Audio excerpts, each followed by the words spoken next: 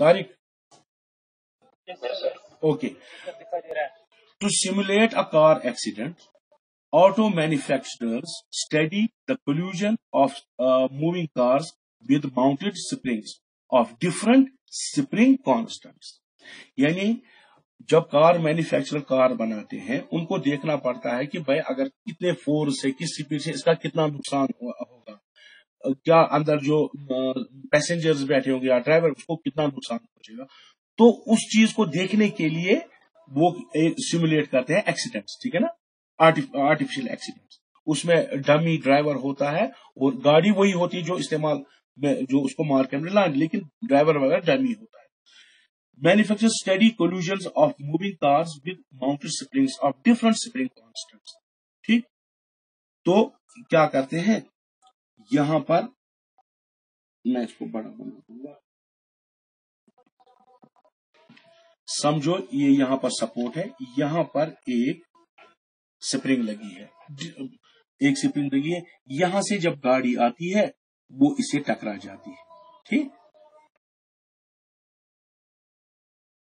ये इससे टकरा जाती है। तो मुझे अगर इसका मास समझो m है, अगर ये वेलोसिटी v से चल रही है, तो जब ये यहां से आई, इस स्प्रिंग जो इसका कुछ स्प्रिंग कांस्टेंट होगा लेट अस से k, जब ये टकरा जाती है तो ये इसके पास कौन सी एनर्जी होती है जब टकराने से just before colliding with the mounted spring, कौन सी एनर्जी होती है इसके पास, गाड़ी के पास? इसका मास है, इसकी वेलोसिटी, इसकी कौन सी एनर्जी होगी? हाँ, आई एम आस्किंग क्वेश्चन। अगर ये गाड़ी है, ये यहां से आ रही है, इसकी कुछ वेलोसिटी है और इसका कुछ मास है, तो इसके पास before striking this spring what will be the energy of this? Will it be potential और काइनेटिक?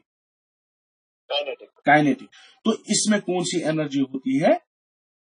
Kinetic energy. ठीक, जब ये टकराएगी तो टकरा स्प्रिंग से, तो स्प्रिंग को क्या होगा? स्प्रिंग को क्या होगा? कंप्रेस होगी। कहां तक? किसी दूर तक कंप्रेस होगी। तो जो कंप्रेशन आएगा वो लेट अस से XM है। ठीक, तो ये सारी एनर्जी जो होगी वो कन्वर्ट क्या होगी? इनटू पोटेंशियल एनर्जी होगी ना, क्योंकि यहां पर स्टॉप होगी, वेलोसिटी 0 होगी। ठीक, वेलोसिटी 0 तो काइनेटिक एनर्जी नहीं रहेगी, लेकिन वो किस में चेंज हो जाएगी? Potential energy of the spring. बात समझ में आई? तो सारी जो काइनेटिक एनर्जी वो पोटेंशियल एनर्जी में चेंज, फिर वो उस पर देखते हैं भाई कितना असर हुआ, नुकसान कितना हुआ, क्या हुआ, नहीं हुआ, वो देखते हैं। ठीक, assuming that ये जो स्प्रिंग है इट इज मासलेस, इसका कोई मास नहीं है, और ये जो सरफेस है म्यू इसका 0 है, that is it is frictionless. हम मानते हैं कि अभी ये सरफेस जिसपे हॉरिजॉन्टल सरफेस ये गाड़ी जा रही है ये फ्रिक्शनलेस सरफेस है। तो ये हो गया सिमुलेट करना एक्सीडेंट। अब कहता है consider typical car with car of mass 1000 kg। अब जो कार ये चल रही इसका मास कितना है? 1000 kg। मूविंग विद स्पीड, उसकी स्पीड कितनी है? 18 किलोमीटर एन आवर।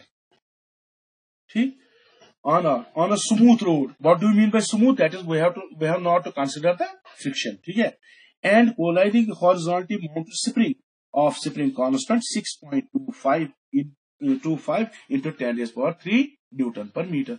ये जो स्प्रिंग कांस्टेंट है इसका स्प्रिंग कांस्टेंट दिया है। ठीक, what is the maximum compression of the spring? अब ये बोलता है जब इसे टकराएगी, यहां से आई और टकरा गई, उसको कंप्रेस किया, तो ये कंप्रेशन कितनी होगी? होगी ना ये हमें निकालना, ये स्प्रिंग कितनी कंप्रेस होगी ये हमें निकालना है। ठीक, तो गिवन क्या दिया है? मास ऑफ कार कितना है? 1000 kg। वेलोसिटी ऑफ कार कितनी है? 18 मीटर नहीं, किलोमीटर पर आवर। ये वहां से दिया है, वो कितना हो गया? दैट इज 5 मीटर पर सेकंड। कैसे? 1000 डिवाइड बाई 36 है ना, 3600। उसको जब हम कैलकुलेट करेंगे, ये आता है कन्वर्ट करना, किलोमीटर आवर इंटू मीटर पर सेकंड। देखो 18 किलोमीटर होता है 1000, पर आवर हो गया 3600 मीटर पर सेकंड। किलोमीटर कितना होता है 1000 मीटर, आर कितना होता है 3600 सेकंड्स, हो गया मीटर पर सेकंड। तो ये 2 जीरो कट, ये हो गया 18 1 जा 18 2 जा 2 5 जा, तो निकलता है 5 मीटर पर सेकंड। ठीक है, और ये कहता है स्प्रिंग कांस्टेंट जो है वो कितना है, ये यहां से बताता है हमें 6.25 इंटू 10⁻³ 6.25 इंटू 10⁻³ न्यूटन पर मीटर। अब हमें क्या निकालना है, हमें निकालना है इसका ये कि कितनी कंप्रेशन ये गाड़ी जब आती है वो कितनी कंप्रेशन करेगी। ठीक, अब कैसे करेंगे, अब मैं इसको पूरा यहां पर डेटा लिखता हूं। ठीक है ना, mass of car that is 1000 kg, velocity कितनी है अभी मैंने बताया 5 मीटर पर सेकंड। ठीक, के कितना है 6.25 इंटू 10⁻³ मीटर पर second. What is the kinetic energy of the car, जो कार आ रही है मूव कर रही है उसकी काइनेटिक एनर्जी क्या होगी 1/2 mv²। अब 1/2 मास कितना है 1000 यानी 10⁻³ इंटू v कितना है 5, that is 5², that is 1/2 10⁻³ 1/2 into 10⁻³ into 5 5 जा 25। ये क्या होगा kinetic energy, that is joule. जब ये गाड़ी यहां से मैंने बोला टकरा के स्प्रिंग को कंप्रेस करती है तो इसकी काइनेटिक सारी काइनेटिक एनर्जी किसमें चेंज हो जाती है, पोटेंशियल एनर्जी में। किसकी, स्प्रिंग की। ठीक है ना, तो उसकी पोटेंशियल एनर्जी में चेंज हो जाती है। What is potential energy of the spring, हम एक एक्सप्रेशन निकालते, potential energy of a spring is 1/2 kxm², maximum compression जो होगा। यहां पर फ्रिक्शन कोई कंसिडर हम नहीं करेंगे, नेक्स्ट केस में हम फ्रिक्शन भी कंसिडर करेंगे। ठीक है, तो 1/2, तो ये कौन सी चेंज होती है, काइनेटिक एनर्जी सारी किसमें चेंज हो जाती है, पोटेंशियल एनर्जी में। If we assume that there is no friction, अगर friction, if there is a friction then ये सारी की काइनेटिक एनर्जी पोटेंशियल एनर्जी में तब्दील नहीं हो जाएगी, कुछ एनर्जी वो हीट में जाया होगी बिकॉज ऑफ द फ्रिक्शन, वो आगे जाके करेंगे। तो ये जो सारी, जब ये कार टकरा जाती है स्प्रिंग के, कंप्रेस होती है, तो वो सारी काइनेटिक एनर्जी गाड़ी की चेंज क्या होती है, potential energy of the spring. तो ये दोनों एनर्जीज आपस में बराबर है। ठीक, so kinetic energy will be equal potential energy will be equal to kinetic energy। अब पोटेंशियल एनर्जी की क्या है ये एक्सप्रेशन 1/2 kxm², काइनेटिक एनर्जी यहां पर निकाली हमने 1/2 10⁻³ 25। ठीक है ना, अब half and half will cancel, K का क्या वैल्यू है 6.25 into 10⁻³ so 6.25 into 10⁻³ xm² is equal to, यहां से क्या बचा 10⁻³, ये है आपका 25 ना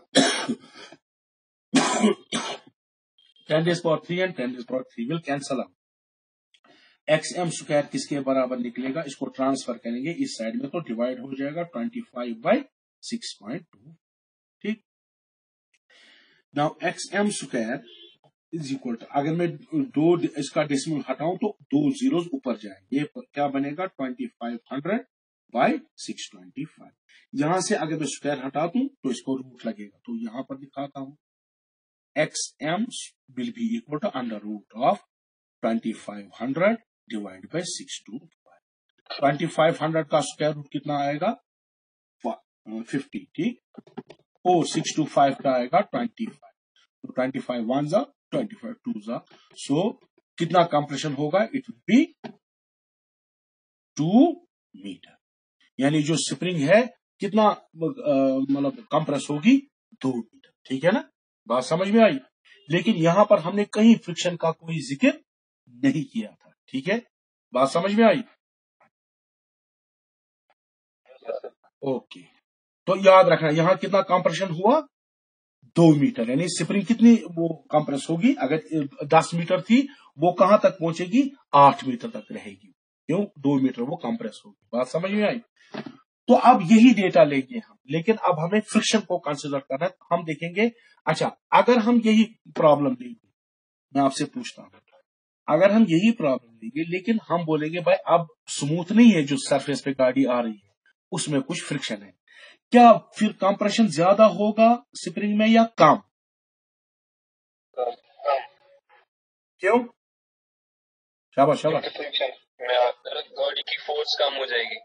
किस वजह से? फ्रिक्शन की वजह से। फ्रिक्शन कहां से खींचता है, आगे या पीछे? अगर गाड़ी इस डायरेक्शन में आएगी तो फ्रिक्शन किस डायरेक्शन में होगा? Opposite direction of motion. तो वो थोड़ा उसमें वर्क डन ज्यादा हो जाएगा उसमें, तो उसकी वजह से क्या होगा, जो कंप्रेशन हम होगा वो कम होगा। वो हम नेक्स्ट यही प्रॉब्लम होगी, लेकिन हम उसमें फ्रिक्शन इंट्रोड्यूस करेंगे। फिर हम देखेंगे, ज्यादा फर्क पड़ती है उससे। मतलब ये डिपेंड्स ऑन फ्रिक्शन कितना है, लेकिन काम तो होनी चाहिए, क्योंकि ये तो फ्रिक्शन नहीं था तब इतना रहा, लेकिन कंप्रेशन हुआ। अगर हम फ्रिक्शन को भी साथ लेंगे तो we expect that compression should be less than 2 metre, less than 2 metre, ठीक है ना। स्प्रिंग अगर 10 मीटर थी पहले, जब कार टकराई तक कंप्रेस होके वो 8 मीटर बन गई। बात समझ में? कंप्रेशन कितना आया, 2 मीटर। अगर फ्रिक्शन को भी हम लेंगे, अब 8 नहीं रहना चाहिए, 8 से ज्यादा रहना चाहिए, कंप्रेशन उसका 2 मीटर से कम होना चाहिए, ठीक है। बात समझ में आई। तो इसी में हम देखेंगे कि ये जो मैकेनिकल एनर्जी है, नॉन कंजर्वेटिव फोर्स, यानी जब फ्रिक्शन होगा वो कैसे उसमें इंट्रोड्यूस करेंगे, ठीक है ना। अब मैं डायग्राम बनाता हूं। यही गाड़ी है, ये सपोर्ट है, ये स्प्रिंग है, ठीक। ये समझो गाड़ी है, अब जैसी बनती है गाड़ी, ठीक। अब देखो इसका मास कहां एक्ट करेगा, एज्यूम दैट इस गाड़ी का मास m है, तो mg वेट इसका नीचे होगा, नॉर्मल रिएक्शन कहां होगी, यहां। जो फ्रिक्शनल फोर्स होगा वो कहां से होगा, Fr हम उसको लिखते हैं, या NC लिखूंगा मैं उसे, क्यों, फ्रिक्शन है नॉन कंजर्वेटिव फोर्स, वो इस डायरेक्शन में होगा। और जो आपका जब ये गाड़ी टकरा मतलब ये स्प्रिंग को कंप्रेस करेगी, रेस्टोरिंग फोर्स किस डायरेक्शन में होगा, इस डायरेक्शन में, दैट इज स्प्रिंग फोर्स होगा। बात समझ में? अगर मैं स्प्रिंग को कंप्रेस करूं, स्प्रिंग मुझे कहां धक्का देगी, इस साइड, ठीक है ना, उसको कहेंगे रेस्टोरिंग फोर्स। वो अभी मैंने आपको दिखाया वो कंजर्वेटिव है, तो इसको मैं लिखूंगा FC, वो इस डायरेक्शन में। बात समझ में? तो वो किसके बराबर, अभी आपने देखा वो -KX के बराबर, ठीक है ना। हुक्सला जो किया, F is equal -KX restoring force, ठीक। ये किसके बराबर होगा, फ्रिक्शनल फोर्स FNC किसके बराबर, कोई बता सकता है? फ्रिक्शनल फोर्स क्यों किसके बराबर होता है, F is equal to mu R होता है ना, F is equal frictional force equal mu R, तो इसको मैं लिखूंगा म्यू आर। मगर R जो है वो किसको बैलेंस करता है, वेट को, तो फ्रिक्शनल फोर्स क्या होगा आपका, R के बदले में क्या लिखेंगे, म्यू mg, ठीक है। आंसर? Yes sir. हाँ, ये आंसर बोला करो ना ताकि मुझे पता चले। तो R के बदले में क्या लिखा, mg। Now what will be the हम यहां पर लगा देंगे, हम एज्यूमिंग दैट दिस, अब फ्रिक्शन कितना हमने लिया, इस सरफेस का फ्रिक्शन म्यू है, फिर उसको वैल्यू भी देंगे, ठीक है ना। अब देखो what will be the change in kinetic energy, ठीक।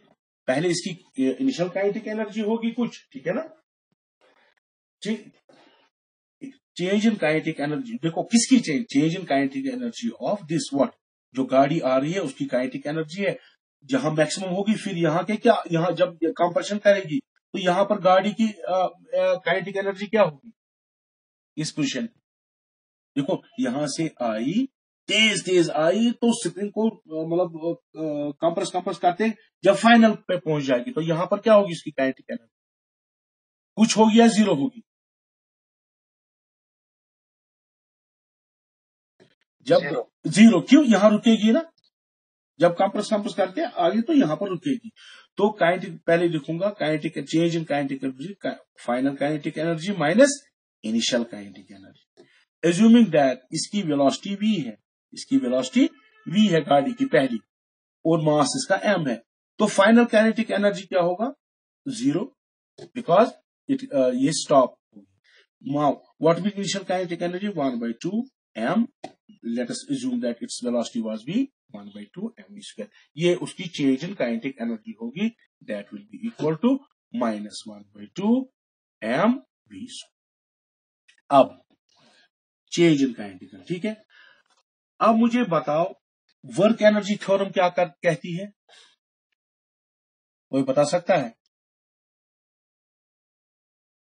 Work energy theorem, work done is equal to change in the kinetic energy. Work done is equal to change in kinetic energy. Change in kinetic energy हमने देखी जब यहां टकराए और यहां तक compress किया. किसी को कोई ठक हो रहा है उधर? अच्छा, अब वर्क डन यहां कहां किससे हो रहा है?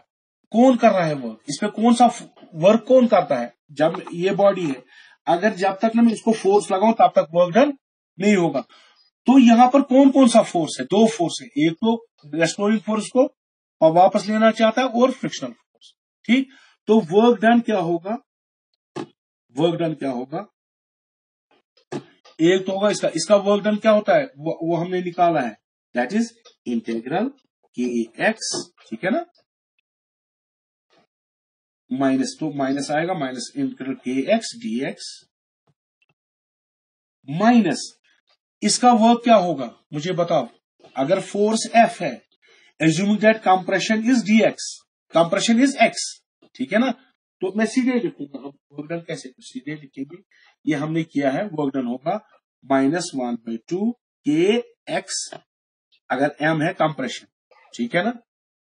ये हमने किया ना work done by this restoring force. इससे पहले कल हमने किया था -1/2 kx माइनस फ्रिक्शनल फोर्स. कितना काम करेगा? फोर्स ये है म्यू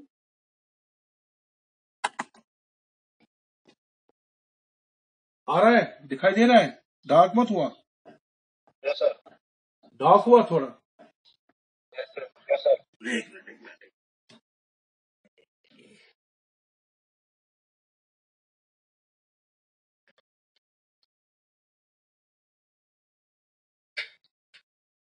ठीक है,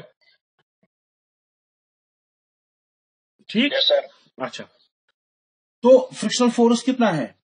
इतना. कंप्रेशन, एज्यूमिंग दैट कंप्रेशन आ गया xm, तो वर्क डन क्या होता है? Force into distance. तो फ्रिक्शनल फोर्स कितना है? म्यू एम जी,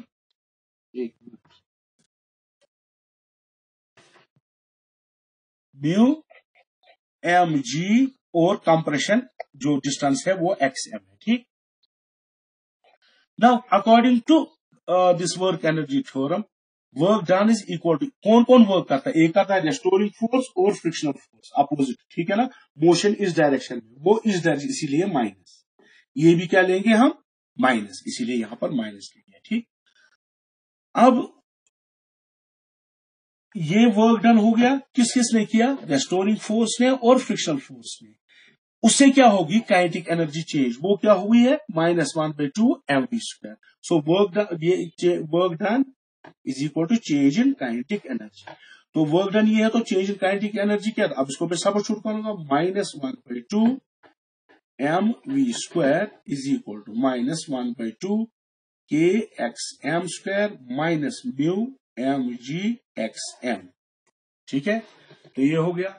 अब यहां से हम माइनस को कॉमन निकालेंगे, तो ये क्या बनेगा?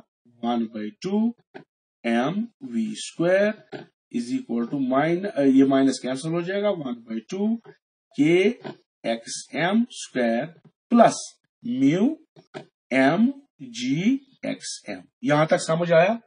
Work energy theorem, work done is equal change in kinetic energy. Change in kinetic energy कितनी आई? ये वर्क डन किसने किया? दो फोर्सेस ने. एक तो किया फ्रिक्शनल फोर्स ने और स्प्रिंग फोर्स ने. स्प्रिंग फोर्स का वर्क डन हमें होता है -1/2 kxm स्क्वायर, और जो फ्रिक्शन का है फोर्स तो इतना है, उसको मल्टीप्लाई बाय डिस्टेंस, डिस्टेंस तक कहां तक फोर्स काम करता है, जब तक ये कंप्रेशन हो जाती है, हम मानते हैं वो XM है, इसीलिए हमने लिखा ये हो गया force into distance, that is work done. ठीक है, तो यहां पर हमें ये निकला। अब इसको सिंप्लीफाई करना है, अब इसको सिंप्लीफाई करना है, 2 को क्रॉस मल्टीप्लाई करेंगे, यहां क्या बचेगा, mv² is equal to KXM square plus 2μmgxm। ये समझ में आया, 2 को मैंने क्रॉस मल्टीप्लाई किया, यहां कैंसिल होगा, इसके साथ मल्टीप्लाई। ठीक है, Yes, sir. ओके, यहां तक आ गया। अब मैं इसको थोड़ा आगे अब यहां से करूंगा। अब देखो, इस mv² को इस साइड में ले जाऊंगा, मैं लिखूंगा इसको KXM स्क्वायर प्लस 2μmgxm, इसको यहां लूंगा तो ये माइनस हो जाएगा, minus mv² is equal to 0। देखो, this is quadratic equation in x है ना, XM है कि नहीं। क्वाड्रेटिक इक्वेशन क्या होती है, ax² plus bx plus c is equal to 0 होती है ना क्वाड्रेटिक इक्वेशन जनरल। देखो, ये अगर आप मानो ये x है, x², ये क्या है यहां पर x, ये क्या है कांस्टेंट टर्म c, ये हो गया आपका b, ये हो गया आपका a। बात समझ में आई? हाँ, Yes, sir. Okay. Yes, sir. तो ये क्वाड्रेटिक इक्वेशन है, तो क्वाड्रेटिक इक्वेशन का सोल्यूशन क्या होता है, तो मैं लिखूंगा XM is equal to minus b, that is -2μm, ठीक है ना g, plus -b plus √ of b²। What is b², 2μmg whole square minus 4 a कितना है आपका k, c कितना है mv², ठीक है ना, ये √ में सारा डिवाइडेड बाय 2a, 2a क्या है, 2 हो गया 2a कितना है आपका k। ठीक है, ये क्वाड्रेटिक इक्वेशन बन गई। तो हमें किसका वैल्यू निकला यहां पर, XM का। बात समझ में आई, कंप्रेशन कितना होगा, if we take mu is equal to 0.5। जब हम इसमें देखो, म्यू हमें पता है, जी भी हमें पता है, मास भी पता है, ठीक है ना, के भी हमें दिया है ना, जो पहले न्यूमेरिकल के कितना था, 6.25 इंटू 10⁻³ न्यूटन पर मीटर। जी लेंगे लेट अस सपोज 10 मीटर पर सेकंड स्क्वायर, और मास कितना है गाड़ी का, 10⁻³ kg। ठीक, वेलोसिटी कितनी है, वेलोसिटी दिया था ना 5 मीटर पर सेकंड। जब हम इसको ये वैल्यू सब्स्टिट्यूट करते हैं इसमें, तो हमारा जो कंप्रेशन एक्शन निकलता है, it comes out to be 1.35 तो फ्रिक्शन की वजह से कंप्रेशन क्या हुआ, कम। पहले कितना निकला था विदाउट फ्रिक्शन, 2 मीटर निकला था यहां कितना निकला 1.35 मीटर। तो जो वर्क डन है, कंप्रेशन कम आया, यानी हमारी कुछ एनर्जी जाया हुई किसमें, फ्रिक्शन में। ठीक, बात समझ में आई, इज इट क्लियर, यस और नो। Yes, sir. ठीक है ना, देखो यहां कंप्रेशन 1.3 विदाउट फ्रिक्शन 2 मीटर आई, तो वो एक्सपेक्ट करते थे हम, क्योंकि हमने फ्रिक्शन को इंक्लूड किया, इस वजह से ये 1.35 ही आया, कम ही आया। ठीक है ना, ज्यादा कंप्रेस नहीं कर पाई गाड़ी, हालांकि वेलोसिटी तो वही थी, मास भी वही था, के भी वही था, लेकिन कम क्यों